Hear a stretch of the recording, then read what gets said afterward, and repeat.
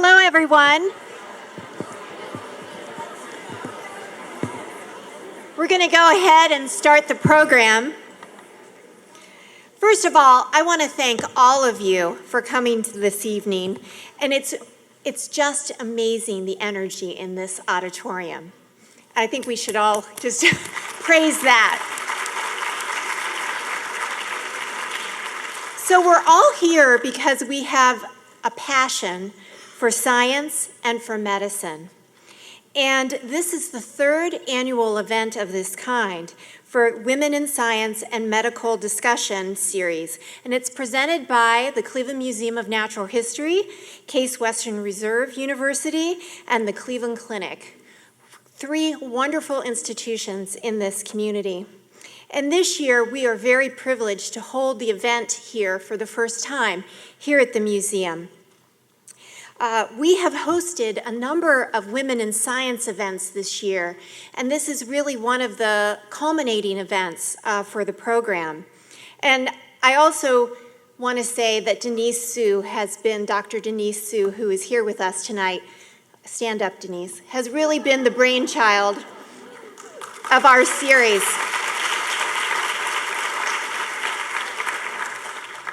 We have had so many inspiring stories of young women coming to the museum with their mothers, their fathers, with other family members who really didn't know about careers in science or medicine, who really didn't know where to go, and that this museum provided a forum for that discussion and for that information. These young women are securing internships. They're learning more about what kinds of colleges they should go to. We've received letters from students that are so heartwarming that the former CEO of Lubrizol read them, and he said that he had tears in his eyes as he heard about these women and the information that they learned from these different programs. So while it is very encouraging that so many young girls want to pursue a career in science, there are many obstacles in the path as they enter their fields of choice. Women are graduating with Ph.D.s and M.D. degrees at an equal rate as men, but make up only 21% of the tenured professors in science, and the percentages drop off even more when moving into leadership roles.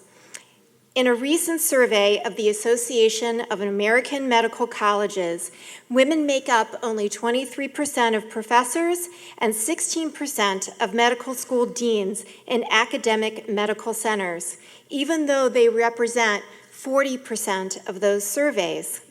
These numbers tell us that we have a great opportunity to educate and to learn and to strive for more empowered opportunities.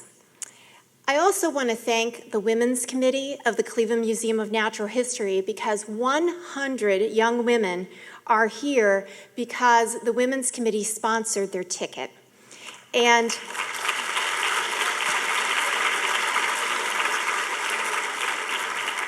KeyBank has also been a lead sponsor for our series of Women in Science. So this is how we all pay it forward. And I'm really looking forward to tonight's program. And it's always great as well. I'm getting to introduce a $1 million professor. That's really great when you're a fundraiser by training. And I worked for 13 years at Case Western, but I get to introduce Dr. Lynn Singer this evening, and also to thank some of the organizers for the event. Dr. Cynthia Kubu from the Cleveland Clinic. Susan Freemark from the Flora Stone Mather Center for Women. And Dr. Denise Su, who I already mentioned. And then let me introduce Dr. Lynn Singer, who really, as a colleague at Case Western, did so much to advance opportunities for women at the university. So I'm thrilled to have her here this evening.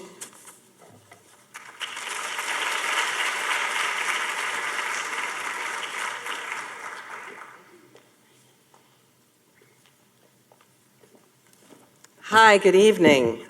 I'm very honored to welcome you here tonight on behalf of Case Western Reserve University, one of the sponsors of this interactive discussion series, the third annual Cleveland Women in Science and Medicine Forum. First of all, let me also extend my thanks to Cynthia, to Denise, and to Susan, and to all the others from the Flowerstone Mather Center for Women for organizing this forum, and a welcome to our distinguished panel of leaders. Since 2003 at Case Western Reserve, with funding from the National Science Foundation, we have been working on efforts of institutional transformation to promote gender equity and to increase administrative accountability in order to overcome the proven biases women and underrepresented minorities face in science and medicine. And we've had some successes. We've equalized salaries in science and engineering. We've increased the numbers of women in leadership positions, and we've created programs in the Center for Women and through the women faculty of the School of Medicine to mentor women faculty and students in STEM with a double M. But these are not enough, as national data and the hashtag #MeToo movement attest. One thing we have learned from my colleague, Professor Diana Bergeron, is that women do not need to be fixed. They need sponsorship more than mentoring. I'm sure we will be leaving here this meeting with next steps in mind.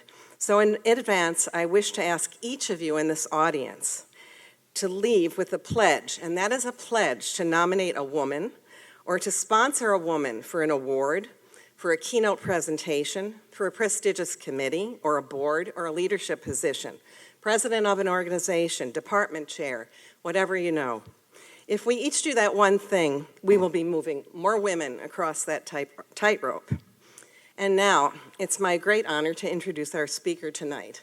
Dr. Diane Bergeron is an associate professor at the Weatherhead School of Management at Case Western Reserve University. She received her doctorate in social organizational psychology from Columbia. Her research areas include organizational citizenship, behavior, career advancement, gender, productivity, and work performance. Her research has been published in leading academic journals, and she's presented numerous papers at national conferences. She's received 2 divisional awards from the Academy of Management for her dissertation. While at Weatherhead, she's also received numerous grants, research honors, and awards, as well as graduate student teaching and mentoring awards. In her former life, Diane worked for a consulting firm in New York City and at Pfizer in Cork. She also spent 2 years volunteering in the Dominican Republic and has worked with several Cleveland nonprofits. She's a member of the American Psychological Association, the Society for Industrial and Organizational Psychology, and the Academy of Management. She recently returned to Weatherhead after taking 2 years off for a family sailing adventure, traveling the East Coast of the U.S. Please join me in welcoming Dr. Diane Bergeron.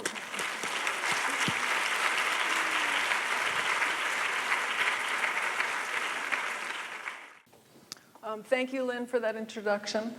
My name is Diane Bergeron, and we are talking today about women leadership and untangling the double bind. And a little explanation about the second part of that title, Minutia Matters. So I had been married for a little while when I realized I was spending an inordinate amount of time listening to my husband complain about what I felt like were very small, insignificant things. And so finally, one day we're driving on the highway in the middle of a complaint about how contiguous highways should not be labeled 77 and 79 right next to each other. I interrupted him and I said, "I think you should run for public office." And he said, "Really?" And I said, "Really?" I said, "You should run for public office and your platform can be Minutia Matters." And I said, all the people that think that small stuff is really important, they'll be your constituents and they'll vote for you. And so there was silence, and then he said, "Are you making fun of me?" And I was like, a little bit. But with regard to women in the workplace, I think minutia does matter. And I'll talk about that as we go along. So first, to set the stage, some depressing statistics, which if you're here, I think you know these already. Women in leadership positions. Only about 5% of CEOs in top companies are women. Fewer than 20% of corporate board seats go to women, despite the fact that almost 50% of management and professional occupations have women in them. And you might think, well, maybe women don't want to get to the top. They do. Here are some statistics. So 33% of white women want to get to the top, and even more when you look at minority women. With regard to academe, we see this trend that in almost every organization, as you go from the lower levels to higher levels, women are underrepresented at those top levels. And Lynn talked about some of these statistics. So if practicing physicians in the US, 34% are female.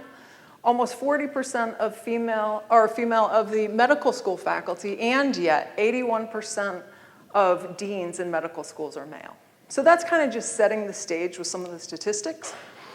When Cindy asked me to be the keynote speaker for this event, she already had the title. And I remember reading, Carefully Constructed Femininity. Oh, that's interesting. You know, what do we need to be careful about? And it turns out quite a lot. So one of the things we're talking about in here tonight is role expectations. And roles are important because they dictate our behavior. You know, all of us have myriad roles that we occupy as we go through our daily lives.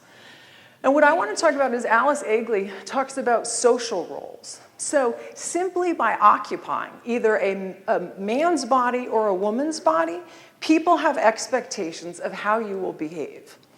And so we have expectations of ourselves based on whether we're men or women, but more importantly, other people have expectations of us. And if you think about how we come to know women, our earliest experiences of women are in caretaking roles. So we know them first as mothers, grandmothers, and later, you know, growing up, excuse me, look at elementary school teachers, most of them are women. Look at the nursing profession, most of them are women.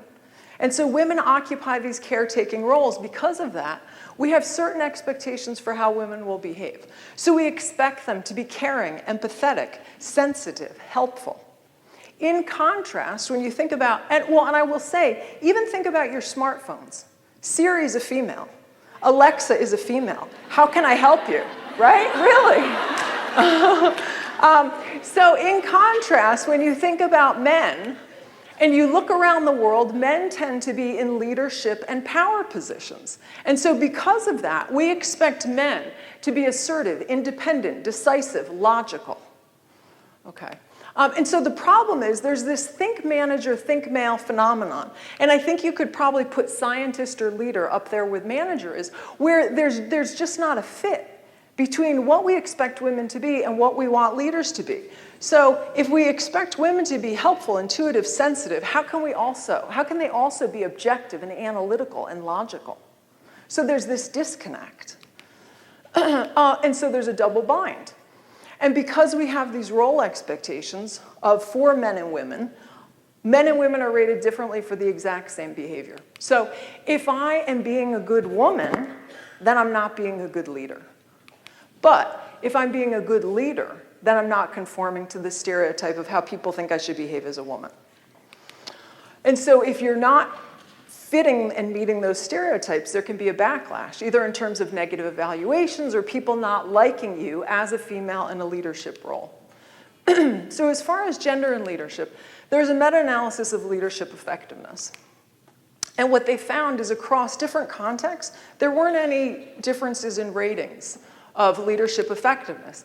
But when you ask the male leaders, how effective are you as a leader? And you ask the female leaders, how effective are you as a leader? The men say, I had to have one cheesy man picture in there. But the men will rate themselves very highly as leaders, higher than the women rate themselves. And yet, if you ask the people surrounding those leaders, their coworkers, their direct reports, how they do as a leader, the women get rated more highly. Okay, so Just as we talked about social roles of being male and female, you can think about organizations and occupations on this spectrum of masculinity to femininity. So if I asked you, where would you put an investment bank? You'd probably put it down here. If I asked you, where would you put a cosmetics company? You'd put it over here. Same thing with occupations. You'd probably say pediatrician, more on the feminine side. Cardiothoracic surgeon, more on the masculine side. So that meta-analysis of leadership also shows that there's congruence between the role and the setting and the person occupying it. So women are rated more highly in feminine organizations and those kind of roles, and men are rated more highly as effective in the masculine kinds of organizations. So because those fit. So Madeline Heilman from NYU came up with this theory about lack of fit, where if you're a female and you're trying to be in this what we consider a male sex-typed role, you're just not going to fit. And so you can think of it kind of as a 2x2. If at the top, you have either the profession or the organization as masculine or feminine, and then you have the person occupying the role as either male or female. If there's a match, great, smiley face, everything's good. But what happens when there's not a match? And even when there's not a match, I think women have it harder. I remember starting at Case and thinking, well, of course, in nursing, women must have an advantage. It's female dominated. And then I looked at the research. No, male nurses usually make more money than female nurses, and male nurses advance more quickly in their careers, to the point where they have something called the glass escalator to describe that phenomenon. I know. It's depressing. So it kind of leaves you in this double bind. I feel like we can't talk about expectations at work unless we're also talking about expectations at home. So these are data from the Bureau of Labor Statistics about where men and women spend their time on household tasks. And the details are not important. What's more important is the time. So men on average spend 1 hour and 25 minutes a day on household tasks. Women on average spend 2 hours and 15 minutes a day. And you might feel like, it's not that much of a difference, but I've kind of done all the calculations. And if we assume an 8-hour, 5-day work week, those are the numbers. Women spend almost 5.5 more weeks per year on tasks. I'm a type A personality. I could do a lot with 5.5 more weeks in my life. Okay, so this is where I feel like minutia does matter. Okay, so now because we have these these expectations of women in these caretaking roles, it leads to more expectations of helping at work. And this is kind of my area of research. I have seen this dynamic play out in every organization that I've been in. At Pfizer, at the consulting firm in New York City, and I've seen it in numerous academic departments where people, generally women, spend too much time helping other people and then their career outcomes suffer. So there's a name for these helping behaviors at work, and they're called organizational citizenship behaviors, OCB for short, not to be confused with OCD, which is obsessive compulsive disorder, although there may be a correlation, I don't know. But if you think of your job, and that yellow part is what you were hired to do, all those circles around it are kind of the extra things that you could be doing. And so here are some examples, and I'll just let you read those.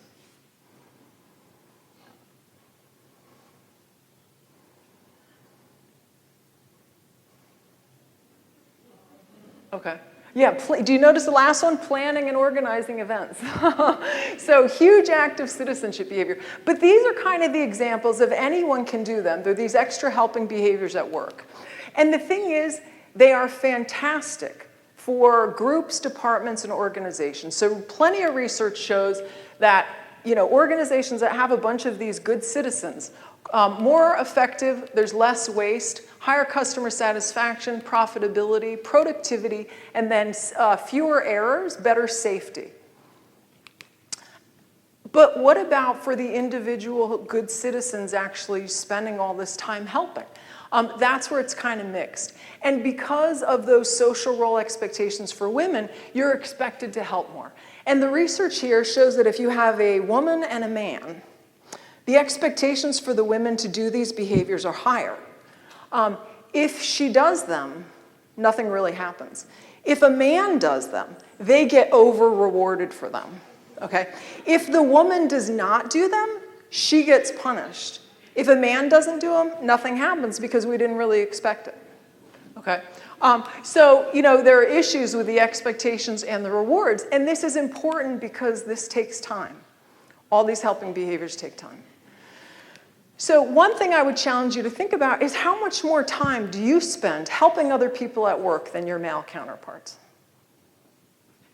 And the reason I ask that is there are costs to being a good citizen. So what we know is that people that are good citizens have more trouble balancing work and life. They're more if fatigued at work, kind of emotional labor. Their role gets bigger. So if you're hired in and your job is this big, but you're doing all this helping stuff, over time, your role gets this big. And now you're expected to do all of that, and yet you're not rewarded for it. And so even just stress and kind of role overload. And the thing is, and this is what a lot of research also shows, if you spend time in these helping behaviors, you actually do get higher performance evaluations. And that's where most of the studies stop. But I saw this, and because of the dynamic I had observed in so many organizations, there's a trade-off between spending time helping other people and focusing on your core job tasks. And so in my research, what I've found is that in a consulting firm where billable hours are kind of the bottom line, the good citizens had fewer billable hours, lower salary increases, and they advanced more slowly in their careers. In academia, the good citizens had fewer publications and slower career advancement, so they kind of plateaued at the associate rank. And what I would guess is many of them didn't even get tenure. Okay, this is what an attorney said to me about this.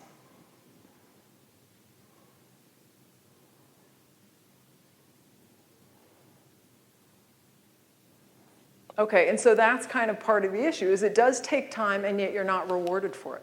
And so to me, this is the plight of good citizens. These are people that make the organization and the department more effective, and yet they fall on their sword and there's a personal cost to doing so. And I will make clear, it's not just women. Like, I have plenty of good male citizens in my department. The problem is you're expected to do it as a woman. It takes time and you're less rewarded for it. And so there's this double bind. There's more expectations for helping behavior. There's a backlash if you don't meet those expectations. It does take time, and it takes time away from what you're actually rewarded for. And there's fewer rewards for the same behavior. And I do think it's harder for women to say no for a few reasons. I think one is it's hard to push back against those expectations that are out there. I think there is research that shows that men and women sometimes have different values. Something else is I think women are more empathetic than men. There's research that shows that, and empathy as a personality variable is one of the biggest predictors of OCB. And I would say a lot of what I talked about is exacerbated for people of color. So there's this concept called cultural taxation, where members of minority groups are expected to kind of represent their group. And so they're asked to do more in an organization. So an organization might be putting together a new committee. And they say, oh, well, we want diversity of perspectives. And they ask someone who's a minority to be on that committee. Well, if that person is one of the few minorities at a certain level, all of a sudden it might be great for the organization. But what about that person that's being taxed in terms of time and expectations of how big their role is getting? Okay, and one final thing I want to end with is role expectations are not just negative for women. They hold men in certain roles too. And men can face negative repercussions at work if they want to dial back their careers or spend more time with their family. So I feel like, these role expectations I don't think are really working for men or women. If you want more about kind of what I've been talking about, and even just an overview of research on women in the workplace, these are 3 great resources. So McKinsey & Company, leanin.org, just released a report, Women in the Workplace 2017. Sheryl Sandberg's book gives a great overview of a lot of the research that's on of women in the workplace. Sorry. And then Anne-Marie Slaughter came out a few years ago with this article, Why Women Can't Have It All. And I think it's a fantastic article. And she really talks about until we equalize things at home and men are equally comfortable staying home and raising a family, things in the workplace are never really going to fully change. Okay, so where do we go from here? This is where our illustrious panel is going to come up with answers for all the thorny issues I've just raised.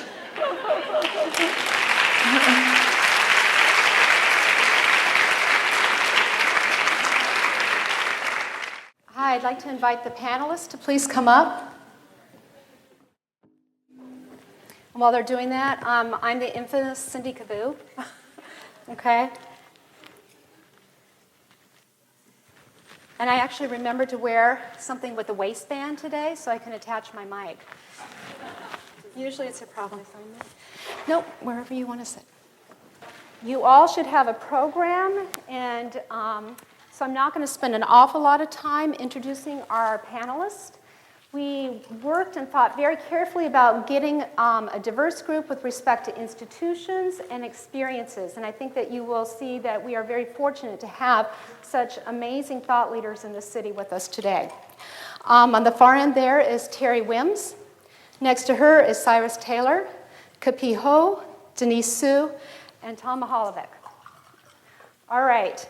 So I'm going to jump into things, okay? I've asked our panelists to be relatively brief with some of their responses, and then we're going to throw it out to you and have you come up with questions and comments for the panelists. And we want this to be as interactive as possible.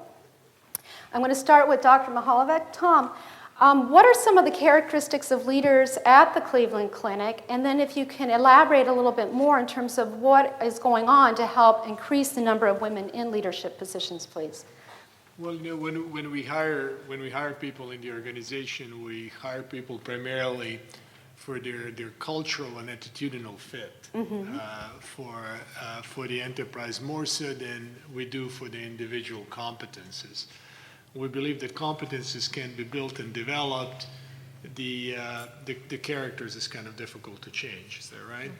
So we're not saying that we're necessarily seeking people with an exceptional character. We're just seeking people who are going to share the values and share the motivations that we as an organization have when it comes to the way we work together and the way we take care of our patients. What would some of those shared values be?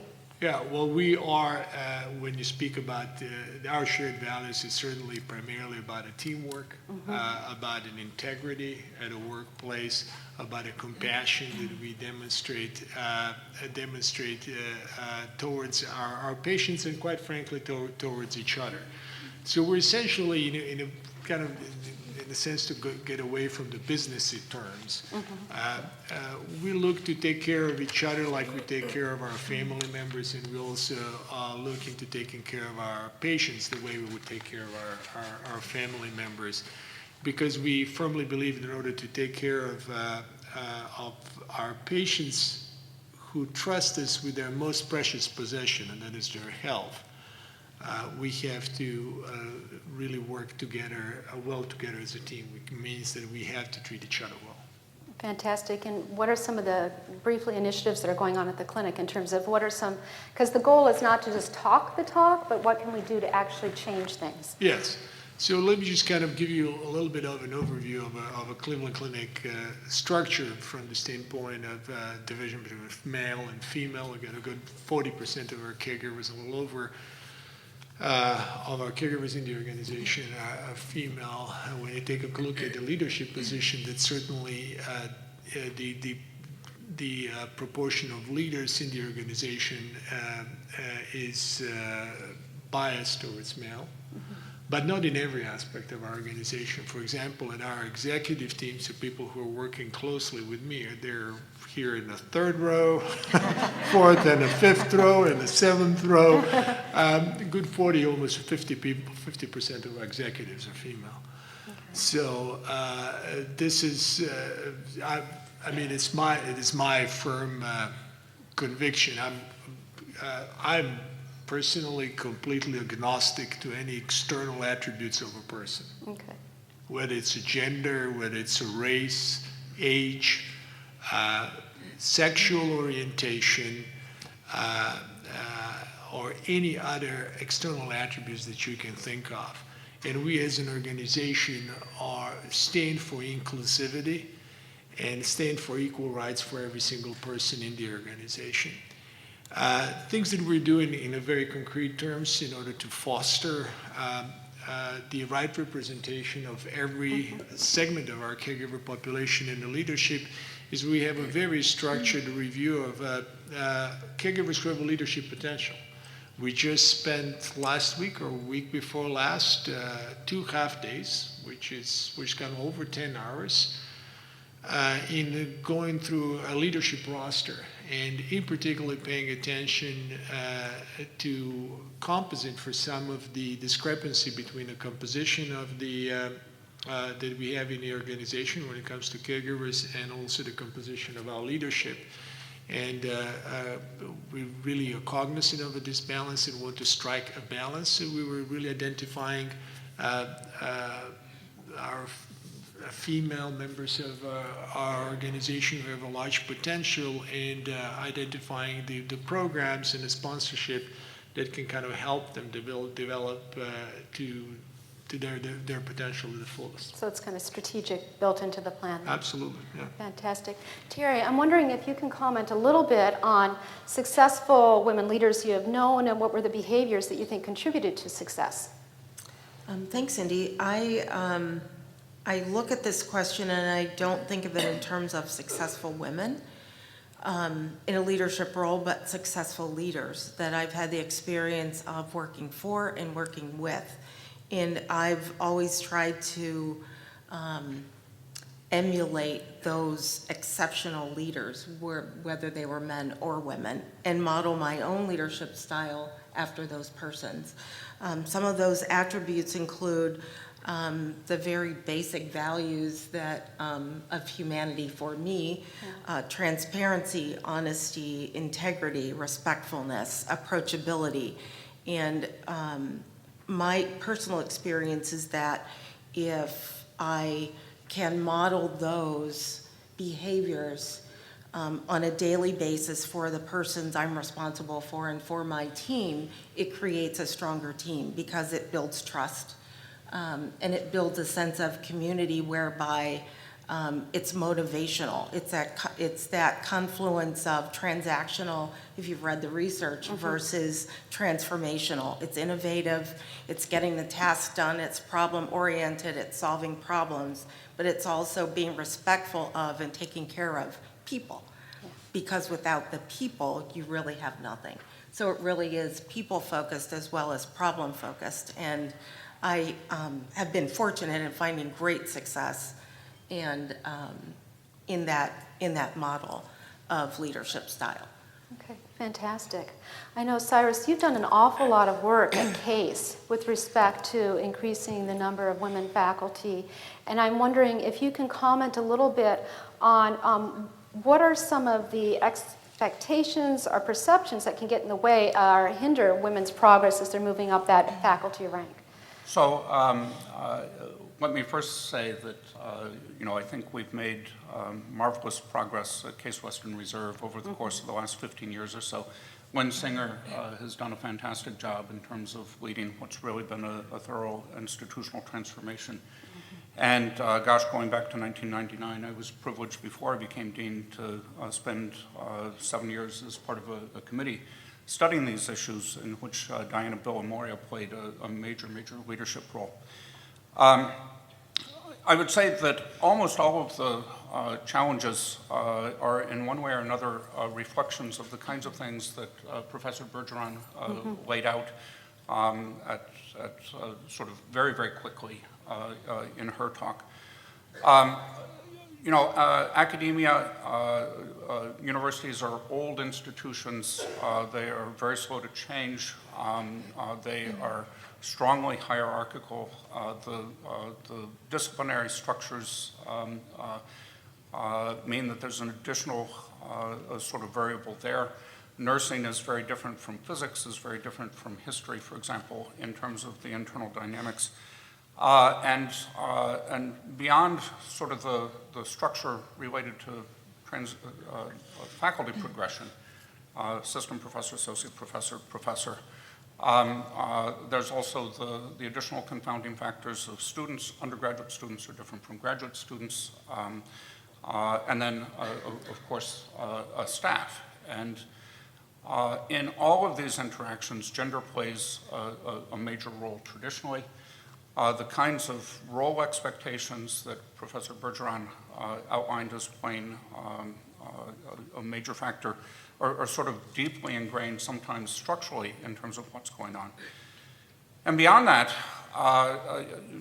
something that Lynn mentioned was the role of implicit bias.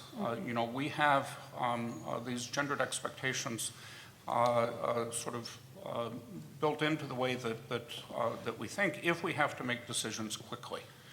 If we have time to reflect, we've got the ability to correct for it. But within the entire academic process, over and over again, we have processes and procedures in place that have traditionally asked for people to make quick decisions, for example. Teaching evaluations, where students are asked to fill things out quickly.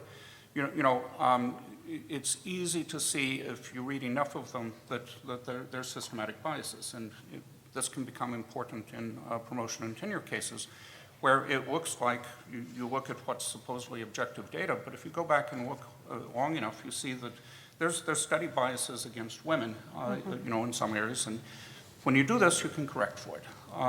When I think alluded to salary issues, same kinds of things there. When chairs are making quick decisions, without any conscious bias, but there's no doubt that unconscious bias slips into it, and you have to check for it. In terms of leadership roles, for example, the area that I've worked very hard on in the time that I've been dean is in department chairs. Chairs of departments are really, really key leadership roles within the institution, and traditionally, of course, have been as heavily biased towards male as sort of the rest of academia is.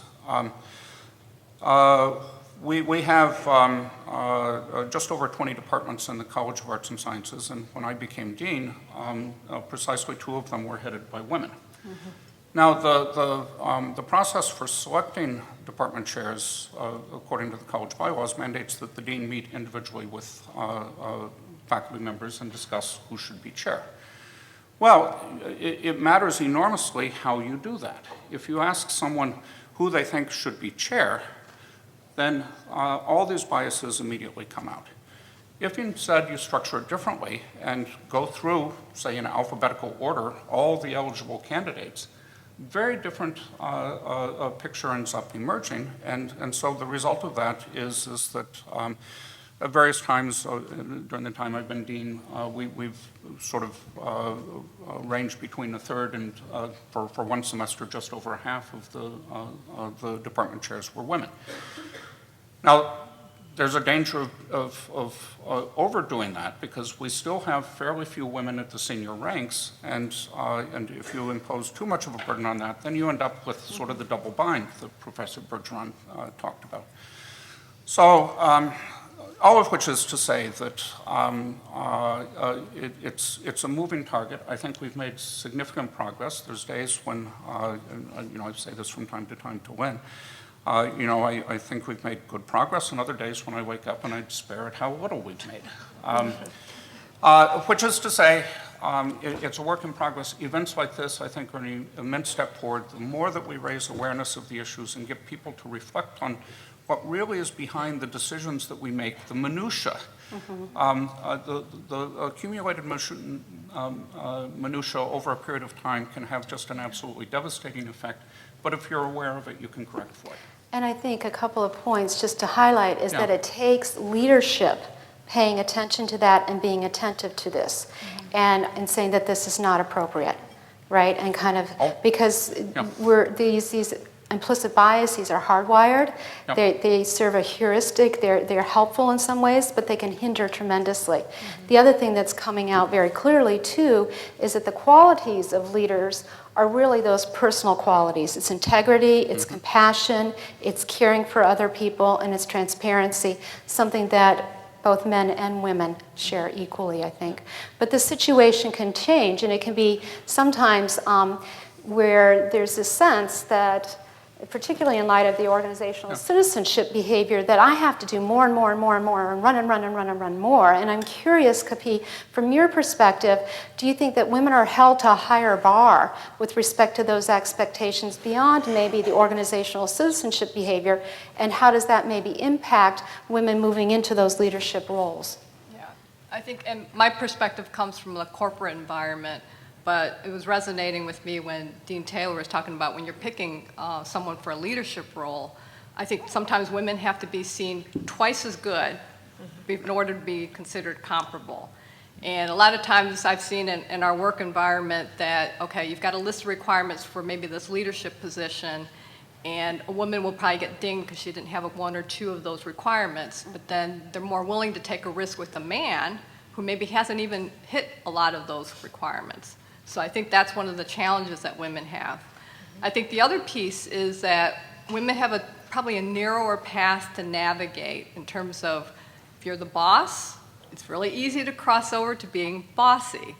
Or if you're being assertive, very easy to cross over to being considered aggressive. So we have a very narrow margin of where we can tread and how we can navigate that labyrinth of how we get to those leadership positions, because it's really easy for women to be perceived probably more negatively if they show those male leadership traits.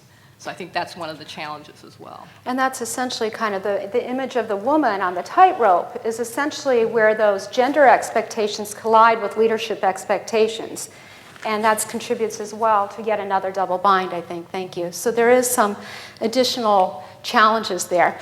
And I know that 3 of our panelists had also wanted to touch a little bit on the intersection of gender and race and minority status. But because I haven't asked Denise a question yet, I'm going to put that one to her, and then if anybody else wants to chime in as well, I'd welcome those comments. Yeah, so I'm actually just continue sort of with the imagery that you're providing with the narrow pathway for women. I think if you're a woman and then a minority on top of that, it's an even narrower pathway. It's not just about expectations that others have for you as that minority. So, I'm an Asian woman, in case you weren't aware, and there are certain stereotypes that people have of what an Asian woman is like, right? Subservient and quiet, right? I mean, we might be smart, but we'll be quiet and subservient, and we won't make too much noise, and won't complain too much. We'll be hardworking. So there's that you're running up against, but then there's also these internal expectations of yourself. Right? These cultural values that have been passed on to you by your parents. Not saying that they're bad, but there are, you also have expectations for yourself of that you've grown up with, and it's difficult to push against, both these external judgments of you, but then also your internal judgments as well of yourself and how well you fit into what you've grown up, been told what you should be like. And so, like Ka-Pi is saying that, it's very easy to go from being assertive to aggressive, and in some ways, it's even more so for an Asian woman, because it is very much part of, the way I grew up is very much that that you don't assert yourself too much, that you are quiet, and that is actually for all Asian kids, or all Chinese kids, by the way. You are seen but not heard, is what I used to be told. But then, this inability to promote yourself, which is another really important trait. If you can't express to others your accomplishments, sometimes other people don't see it, and it's hard as a woman to begin with. I think women are generally culturated to not do that, but then on top of that, and when you come from an Asian family, that is even more so, because if you talk about your accomplishments, then you're bragging, and that is just not done. And so, so these are things that, that if you want to emerge as a leader, to be seen as a leader, and you want to take on these roles, and to me, being a leader, the reason why I want to be a leader is because, I think that I can make things better for others. Right? It's not necessarily, it's not a selfish thing of, oh, I want this power. I want to be able to tell you what to do and you what to do. You told me what to do. Except for Cindy. But it's, it's really about being able to provide a structure and pathway for others to accomplish the goals of your institution, to also allow those who are who report to you that you're responsible for them to grow as individuals and also grow into leadership roles as well, so they can then continue that. And so, so when that's your goal, it takes a lot of work and conscious effort to actually push back against not just external expectations, but also internal ones as well. That's fantastic. Do others want to add or any comments? Or go ahead. I think when Denise was talking about, taking on leadership roles, I think that hits me sometimes is that I hear my mom in the back of my head saying I'm not being a good Chinese daughter because I'm not being humble and, being subservient. And so I think that's something that resonates with me, saying you have your own internal hurdle of how your cultural upbringing, you have to overcome that. It's a layer of complexity that you have to figure out how you're going to navigate that. I don't know if you've heard from your culture about, the quacking duck gets shot. No, that's a new one to me. Right, because in America, it's, the squeaky wheel gets the oil, right? Or toot your own horn. But in the Asian culture, it's a nail that sticks out that's going to be pounded down, or the quacking duck is going to get shot. So there's a lot of metaphors about, staying quiet. And one of the things that really struck home for me was that I wasn't good about promoting my accomplishments when I had a boss that said, I didn't know what you could accomplish or what you could do until you started working for me. Yeah.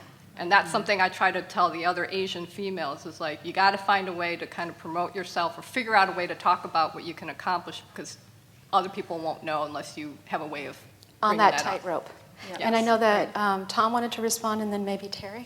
I didn't have the sit back and be quiet mentality. Mine was the opposite, and my family said, don't let anyone ever tell you can't do something because of either your race or your gender.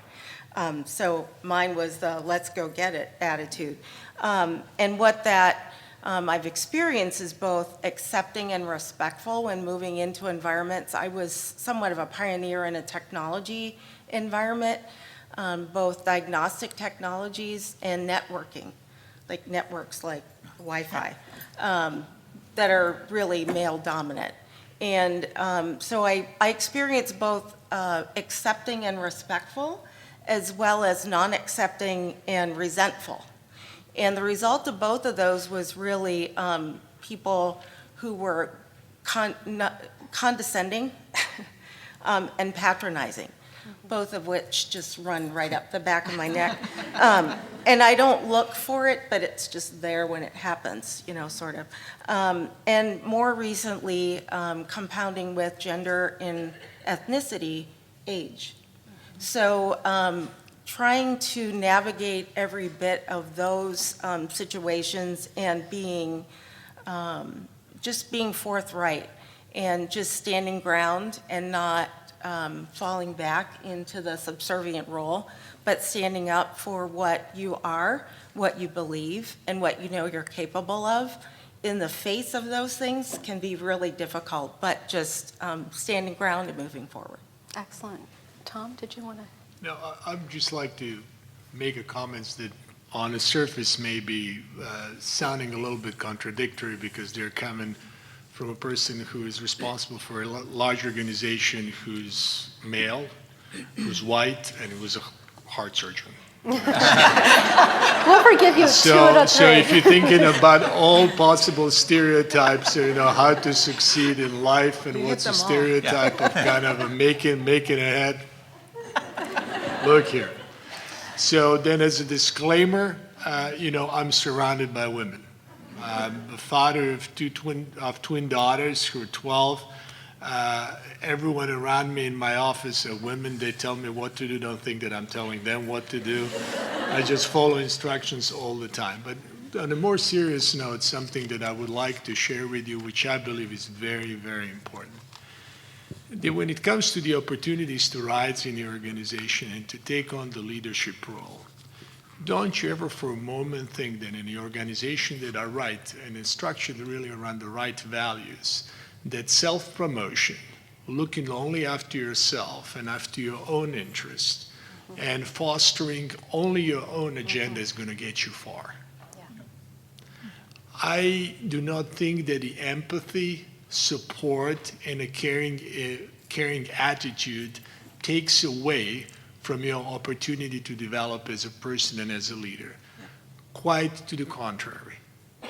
As I take a look at people who are going to take leadership roles in the organization, if I'm seeing a person that is always working only after their own interest, that is a disqualifier. The right organization is the organization that watches carefully. It's almost like a live organism that watches carefully to the people who are doing the right thing for the organization, even when it's not in their immediate self-interest. And I can tell you there have been countless examples of people who are speaking very loudly about their own accomplishments, and those type of attitudinal behaviors were detrimental to their progression, at least in our organization, in a leadership position. So I would really like to emphasize it maybe for people who are kind of in the earlier stages of their careers and make sure that they take that home as a message. Being who you are, being caring, being giving, and being supportive to others is the path to success. It is not a path to failure. Exactly. Excellent. Very good. Well, we're always responsive to feedback, and last year the feedback was very much that you wanted to engage more with the panelists. So guess what we're giving you? Time to engage with the panelists, okay? We have people with microphones who are going to be down the aisles here. Please come and maybe indicate if you have questions. The other thing, too, I just want to throw out there, because I really like discussions, but I like action much, much more, is if anybody has ideas or wants to share best practices regarding how do we get away from challenging gender expectations, some of those negative pushbacks with gender or other expectations, what are some solutions? Because I want everybody to come out of this with some concrete ideas that they can take back to their organizations to build everybody up. So the floor is yours. Thank you. I'm thrilled to have such amazing experience in front of us in the panel. And what I'd like to ask you is, you all have the benefit of hindsight. You're now in an accomplished position. A lot of people here have brought their teenage daughters, and many who are still in high school. They would like the benefit of your hindsight right now. What one piece of advice would you give them to help them move forward in their lives and basically not come up against the double bind? That was a big one. All right, so now come up against the double bind. I think it's there. But maybe I'm going to let Denise, since she's leaning in towards the mic, respond.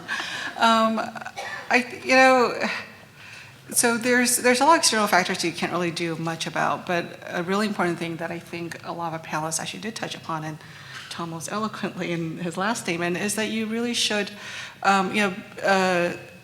be true to yourself, be confident in who you are. It's really difficult. I mean, if you're a teenager, even at college, I remember what I was like in college. I was definitely not confident in who I was. It took time, and years of experience and growth, coming up against obstacles. But it's really being you be confident in who you are, and that when you come up against an obstacle, think of it as an opportunity to grow and to really develop into who you will be or who you want to be. Yes. Excellent. Does anybody want to add anything quickly, or? I would add also that make sure you're following a path or career that is your passion, because I think that really helps you overcome a lot of those obstacles.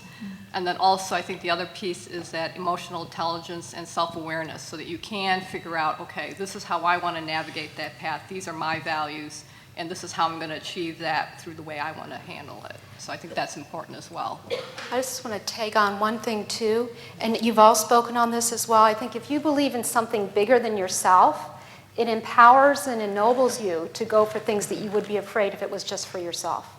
So if you can identify that one thing, whether it's in your career, whether it's giving back, whatever it may be, then I think it makes it easier to take those risks. Excellent question. What else? Hi, thank you. My name is Aviva. I'm a doctoral candidate in the Mandel School, and I happen to be the president of WISH, which is Women in Science and Humanities Earning Doctorates, and part of my board's here. And I have kind of a question, first of all, with a thank you to Dr. Bergeron for enlightenment. But Dean Taylor, I agree with you, and respectfully want to point out that the very reason that we're here today is something that you brought up. You said that events like these are very necessary, and yet the planning committee for this very meeting happens to be all women.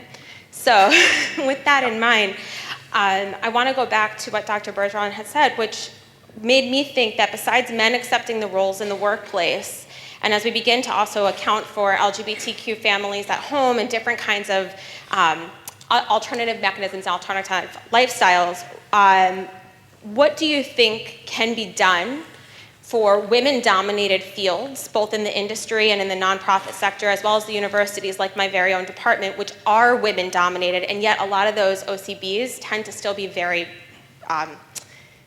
in our face, pretty much. So I'm very curious about that. And then you talked a lot about structuralism, so how do we begin to shift that here at our own home?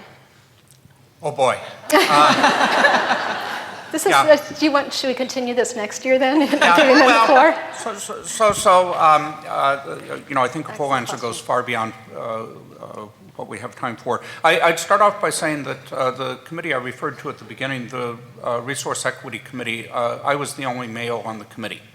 So, I appreciate your first comment about the planning committee for here, and I think the part of it is on any time when we see sort of gendered roles like that, we need to work to diversify them, and that would be a good place to start in the context of this.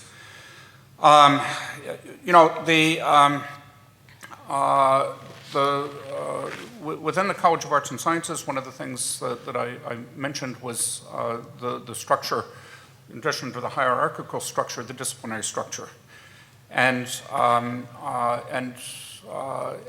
each discipline has its own traditions, cultures, and norms that transcends the university that become part of the conversation. So the kinds of work that we've done with Len and the other people at the university in terms of trying to address gender issues in traditionally male-dominated fields like math on the one hand and physics on the other, we've had really disparate success there.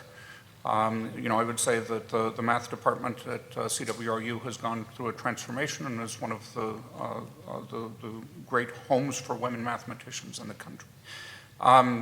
Physics, not so much. I don't think we fully understand those kinds of differences. There's other fields where the gender dominance is changing, where a generation ago it was dominantly men and it's becoming increasingly dominantly women. In those fields, I'm moving to where what I mean by diversity is not what we meant 15 or 20 years ago, but is in fact working the other way around to try and ensure broad equality in norms across genders. And that's part of what I meant by saying that this is a dynamic process. There is no answer that's just going to fix everything. We address the problems that we see. We try and collect data. On the salary issue, right, that was a 7-year struggle to get the data that we needed to begin to put in place the mechanisms to do it on a systematic basis. So, you understand.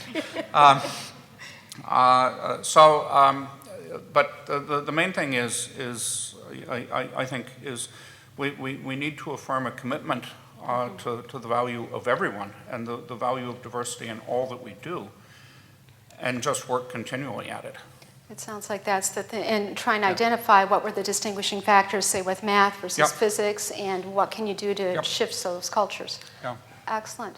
What other questions? You need a microphone right here?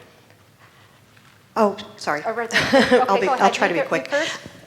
Just to give you a little context, I'm a professor at Cleveland State University, and we have 12 students here, so thank you for your support of students. I'm teaching organizational diagnostics as part of an org change certificate, and I'm curious about the interventions that the corporations might have used. So we're learning about and talking about how you track these things, but how, what are you doing corporately to have different interventions to solve some of these problems? Ka-Pi, can anybody who's willing to kind of speak on that issue? All right. They're doing something. Yeah, we are. I think, again, the same challenge that I think we're encountering in other organizations, just as in other fields, is just that it's kind of a very dynamic process. When I look at what happens at Lubrizol, I think we've gone through some cycles. We just got a new CEO, and he just appointed a female R&D vice president, so that's very encouraging. But for a while there, it was mostly men. Now, there's other pockets that I would say that is challenging because it's still very male-dominated. And I'm in the lubricant additives field, so that is very male-dominated to begin with. But then I'm one of the few females in our operations organization. And so I go to meetings where I am the only female. I think there is an interest in trying to say, how do we get more women in these leadership positions, but it's going to take time. So I think it's overcoming some of those unconscious biases, as I mentioned with, how do you get women into those roles? Are they getting dinged because they don't have all the qualifications? But at the same time, there's a lot of comparable, confident women, competent, that can really handle the job, that need to be considered. And I think it's trying to raise that awareness and getting them into those positions. Fantastic. So it's going to take time. Yeah. Tom? Yeah, I think we at the Cleveland Clinic also just got a new CEO elected.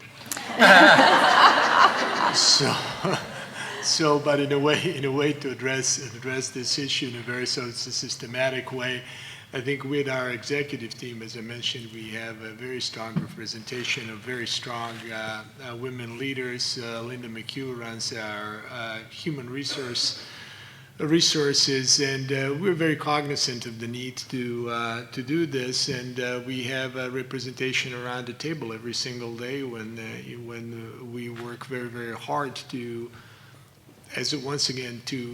become an organization that is truly agnostic to the external features of a caregiver and member of our organization. We're really looking for an internal value that and a potential that every person in the organization has.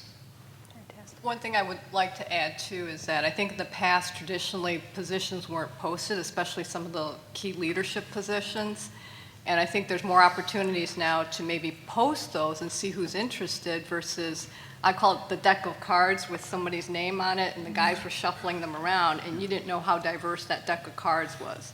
So I think by posting and having more openness with saying, here are these opportunities and who's interested, really can help those people that are interested know what they need to do to get to those roles, but then also it opens that slate up as well for consideration. So increased transparency is another take home that we can all work on, is increasing the transparency so you know what the jobs and how you may be able to get the experiences to move into those roles. Excellent. Hi, so I'm Deb Lanzer, and I work with Tom Mihaljevic, and I'm the opposite end of the spectrum. I am a woman and a pediatrician, so I fulfilled that end of the spectrum. A couple of comments. The first is, if we want to figure out how to make good leaders, why don't we look at moms who take protoplasm and turn it into people?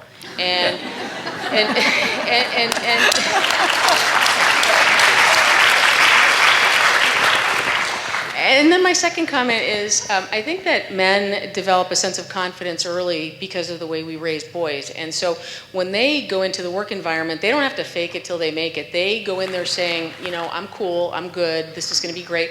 But I had the opportunity to play both ends of the spectrum. So I walked into board meetings and things like that, and I faked it until I made it. I was lucky enough to meet a guy who was a shameless self-promoter, and the things he was selling were like a little bogus. So as I looked at what he was able to do by presenting things that weren't even accurate, I thought, well, I can do this because I've got something to sell. And then once I got the position, then I became like the opposite end of the spectrum. I nurtured and I had emotional intelligence, and I became successful by playing both ends of the spectrum. So I guess I would like to ask,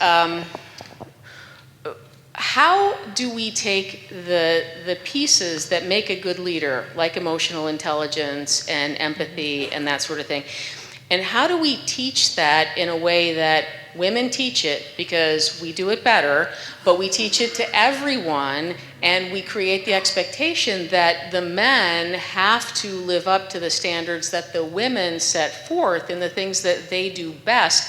And then instead of just saying, well, you merged this and that and captured this and that, we say, you took all of the people in your department and you made them successful. You're the bomb, and then, you know, reward those leaders.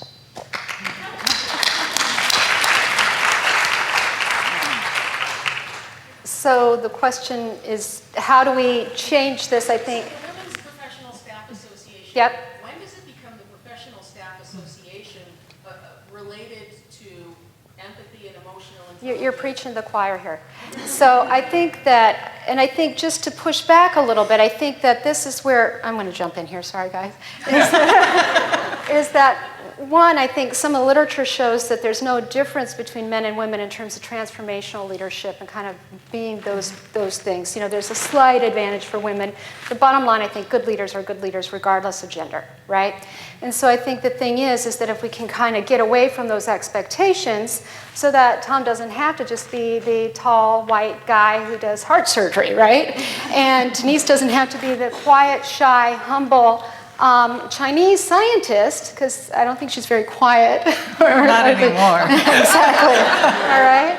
And Terri can be chill when she wants to be chill, right? Is that kind of the question? And so what do we do so that we don't have to even need these organizations? Right. Okay, so Terri, what do we do? Thanks, Cindy. I don't have all the answers. I do have perspective, and it really is about being genuine to who you are, and striving to be the best leader possible, not the best woman leader or the best male leader, but the best leader possible. And I've had really bad leaders of both genders. Yeah. And so my goal really always has been not to be that. So to really strive to be the best of the best leaders I have ever encountered, gender regardless, ethnicity regardless, age regardless, and that would serve us all really well. So it's essentially being the best human you can. Yeah. Good. Anybody want to add on that? I would also add that I think the definition of leadership has more been from a Western perspective. Yes. So I would like to say that as we try to get more global and corporations get more global and organizations get more global, you got to be open to there's other effective styles of leadership besides the Western one, Yeah. right? Yep. That's a fantastic point. And I would add one more comment is we owe it to one another to open a chair for the next person. Yes. Like each one teach one.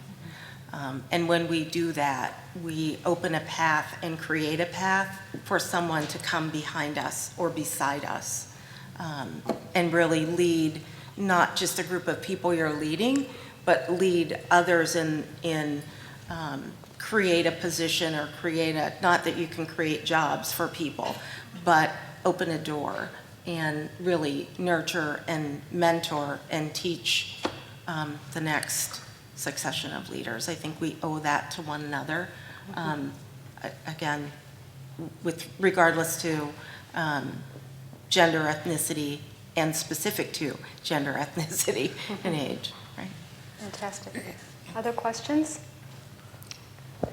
Hi, I'm Mira, and I'm in healthcare field, I'm a cardiologist. Being a young mom, I always feel like when a leadership opportunity comes to you, we kind of have to choose, family, career. I think for young moms, it becomes even more important having kids at home, taking care of them. What is that one thing that you all women leaders up there, give, some kind of advice to us? What is it that we do to balance these and not wait till our kids get to college and we can still, try to achieve something in those prime years? Well, all I want to say, prime years extends for the rest of our life, right? Yeah. So I think that's... There's no real balance. Yeah. On any given day, the balance will shift dramatically, and it's attempting to find a general balance for what works for you. And no one can prescribe that for you, I don't think. It's really up to you, your life, your lifestyle, and what balance works for you. No one else can describe that for you. Mm-hmm. Cyrus, it looks like you want to pop in. I want to jump in, and this won't be satisfactory from your immediate point of view. But again, thinking of it from the institutional perspective, it's really, really important that we try and change our institutions to become friendlier to families and so on. And you're faced with the challenges within an institution as it exists at the moment, but we need really to work to make the institutions in the long run friendlier for people at this stage and make it easier to do it. And even, simple things like when you schedule a faculty meeting or things like that can have just immense impact on the quality of life of young parents. And so. Excellent point.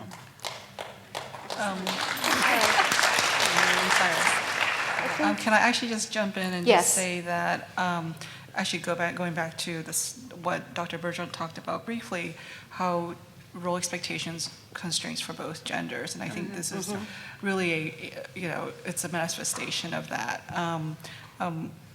Women are generally expected to be the primary caretakers for their children, and men are not. And when men want to be, they often feel like they can't be. And so I think, so this is an area where we could actively work on, where that is not the case, where you don't have these general expectations that men also are constrained by, because if it's the woman, the relationship, the family who wants to pursue sort of the more hours at work role, and the man of the relationship wants to stay at home and take care of children, there should be no shame in that. And yet, as I say that out loud, I'm sure a lot of you are going, and so I think, this is an important point too. And, as Terry's saying, there is no real balance.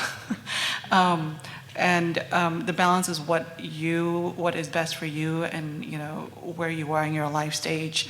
And personally, I've always found that it was always crucial to have an incredible support network, including a partner who is there regardless of whether or not you come home at 4 in the afternoon or 8 in the afternoon, because you have meetings until then.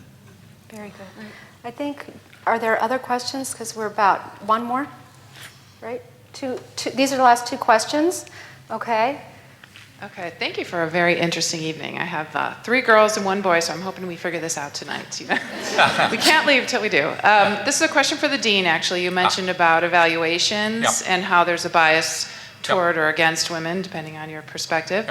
On evaluations, I'm wondering if there's any best practices toward that. That strikes me as something very important with HCAHPS and payment and patient satisfaction according to evaluation ratings. In the world we live in. There's a variety of things that we have tried to do to correct for that, including spending a lot of time thinking about what the purpose of the evaluations are, who gets to see them, and in what context. That I think has represented a big step forward. I don't think we have an entirely satisfactory response to it yet, other than trying to raise awareness at every stage in the review process of the fact that these biases may exist and you need to be aware of them.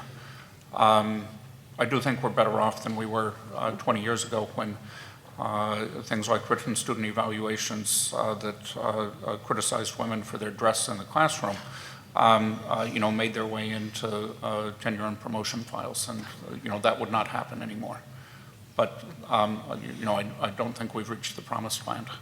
Okay, excellent. And then the final question. Hi, my name is Lisa Herman. I am one of the first-year OBGYN residents at the Cleveland Clinic. So my question is also for Dr. Taylor. Sorry for putting on the spot twice in a row. So this may be a little bit more relevant to the medical school education, but I'm just also interested in undergrad. So at a basic science and a clinical research level, there's been a push to make sure that gender is represented equally in the studies we're doing as opposed to the kind of traditional male model that we've seen before. And at the medical school level, there has been a push to review curriculum and make sure that we are presenting this data that we're finding and make sure that students understand the differences in men and women and how we present disease processes differently. I'm interested in the undergrad level as the Dean of Arts and Sciences. Is there any sort of review or initiatives being done to ensure that the information we're presenting to our students is representing gender equally to make sure that the next generation of students are being armed with the right information? Well, so there's probably not as comprehensive as the kind of thing that you're talking about, but certainly within the College of Arts and Sciences, we've added a requirement in terms of the curriculum, probably 20 years ago, in terms of making sure that there's coursework that addresses issues of diversity and so on, so that students are aware of it. When courses are created, there's a review by a curriculum committee, which, I think tries to keep an eye out on things like that. Certainly, as issues of accreditation evolve, greater attention is being paid to, individual course syllabi and so on. But I think we're probably a long way away from the kind of really comprehensive look at it that you're speaking of. Beyond that, issues of curriculum are really fraught in colleges and universities. We're in the midst of attempting to overhaul as a university essentially the general education requirements and do it in a fashion that's common across the undergraduate colleges at CWRU. You get to do this about once a generation, and it takes 5 or 6 years, and we're sort of in the middle of that at the moment, and that's one thread of the conversation there. And so, this falls probably in an area that I would regard as evolutionary, but moving at a slower pace than I personally would like to see. Okay, thank you. I'm sorry, but we're going to have to continue afterwards. I'd like everybody to join me in thanking the panelists. We have a few final comments. Why don't you guys go ahead and have a seat back? That's okay. Just you can go back and sit right there, just a few final slides. Oh, sorry.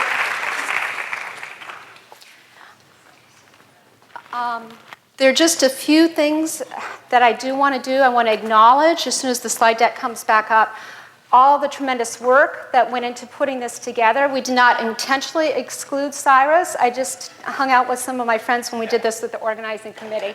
And I'd like them to stand now. They've been recognized already. Lynn Singer. Susan Fremark's actually back there, turning the lights off for me, but you'll see her soon. And Denise, and maybe we'll even get Susan on stage here, okay? Okay. The other thing I want to do is to acknowledge the wonderful students and to also acknowledge we have over 100 students in this audience here, which I think is fantastic, and you're the future, okay? And so I want to acknowledge also the student volunteers we've had, the Women in Science and Engineering Roundtable. I corralled, there's Susan, okay, let's. I corralled my postdocs into helping, as well as my practicum student, and we have other volunteers and students here as well. I'm just very proud of them for stepping up. This only occurs with the help of many, many, many people. The Cleveland Clinic, Case Western Reserve, and the Cleveland Museum of Natural History. I cannot say enough about the Cleveland Museum of Natural History. Their staff have been amazing in accommodating all of our idiosyncratic requests. And so do me a favor and join the museum, okay? And maybe you'll even get a discount next year, all right? In addition, we received support from the Cleveland Clinic Women's Professional Staff Association. I want you all to bookmark or to think ahead. Their biennial forum is scheduled for September 21st. Okay, it's going to be outstanding. The Women Faculty School of Medicine at Case Western Reserve University has always been a very ardent supporter of this work, as well as the Floristone Mather Center for Women. They have an event that is free, scheduled for March 8th, in which they're going to have a morning full of thought leaders telling about their leadership journey. There are flyers outside regarding that. The Healthcare Business Women's Association has been a very key sponsor as well for the past 3 years. This is an organization that includes over 9,000 people worldwide. They work to advocate for women in equity and leadership and salary, to help promote diversity, networking opportunities, and real skill sets. Some of the webinars available are truly outstanding with thought leaders in industrial organizational psychology. Heather Broad and a number of the people up front here will be at the table if you're interested in learning more, and I encourage you to do that. We were also supported very much, as Sonia said, by the Women's Committee at the Cleveland Museum of Natural History in helping support the students. And as well, First Energy, for whom we're very grateful, Square 22, go to this restaurant, okay? And Nothing Bundt Cakes, all right? So this happened because of people's commitment to this topic.